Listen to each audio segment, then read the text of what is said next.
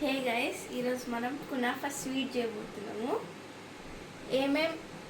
ఏమేమి ఇంగ్రీడియంట్స్ కావాలో చూద్దాం. ఇప్పుడు ఫస్ట్ మనకి సూపర్ మార్కెట్లో దొరుకుతుంది రోస్టెడ్ కర్రీ సేమియా. ఇంకా మనకి కాజు ఇంకా బాదాము ఒక 5 to 6 తీసుకొని ఫైన్గా పౌడర్ పట్టాలి.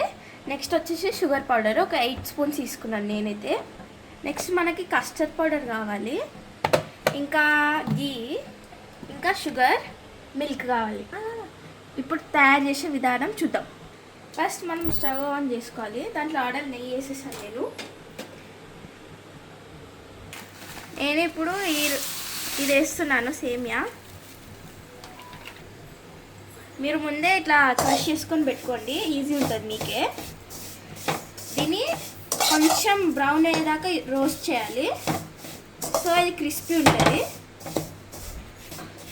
సిమ్లో పెట్టి కలుపుతూ ఉండాలి, మాడకూడదు.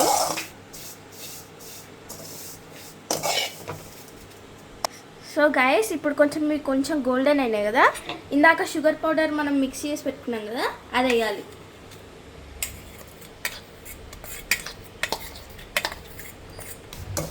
ఇప్పుడు దీన్ని మిక్స్ చేసుకోవాలి. ప్రాసెస్ అంతా సిమ్లో చేసుకోవాలి, మాడగొట్టద్దు. షుగర్ పౌడర్ ఎందుకు మనము మిక్సీ పట్టుకున్నామంటే డైరెక్ట్ షుగర్ వేసి మెల్ట్ కాదు, అంత ముద్ద అవుతుంది. ఇట్లా మిక్సీ పట్టుకుంటే మంచిగా ఇట్లా పొడి పొడిగా ఉంటుంది, ఇంకా క్రిస్పీ అవుతుంది. సో గైస్, ఈ విధంగా అయిన తర్వాత ఒక ప్లేట్లో తీసుకొని చల్లారి పెట్టుకోవాలి.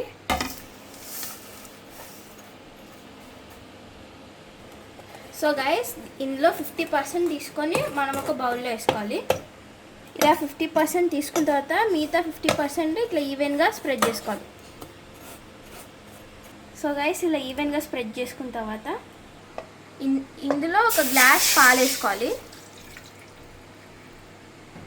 మేము బర్రె పాలు తెచ్చుకుంటాము, కావాలంటే మీరు ప్యాకెట్ పాలు కూడా వాడచ్చు.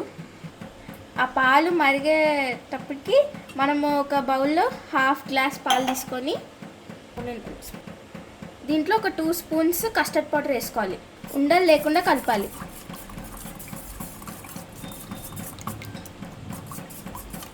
ఇలా చేయడం వల్ల కస్టర్డ్ పౌడర్ ముద్ద కట్టకుండా ఉంటుంది. ఇందాక మనం కాజు బాదం పొడి పట్టుకున్నాం కదా, ఇది కూడా దీంట్లోనే వేసేసుకోవాలి. ఇది కూడా ఉండలు లేకుండా కలుపుకోవాలి.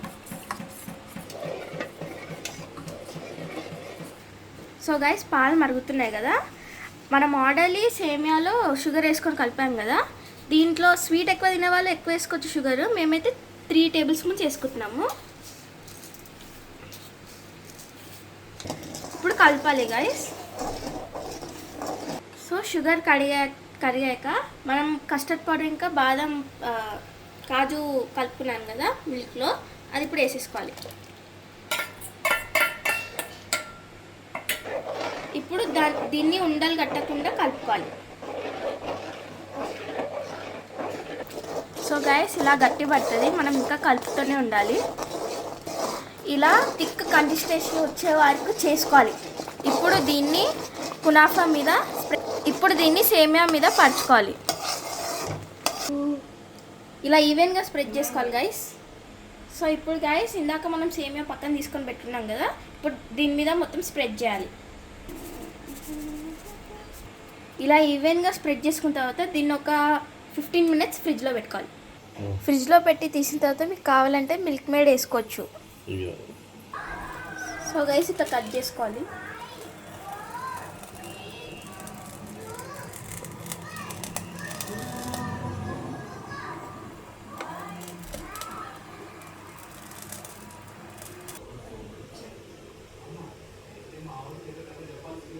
సో గైస్, మా డాడీ టేస్ట్ చేస్తున్నాడు.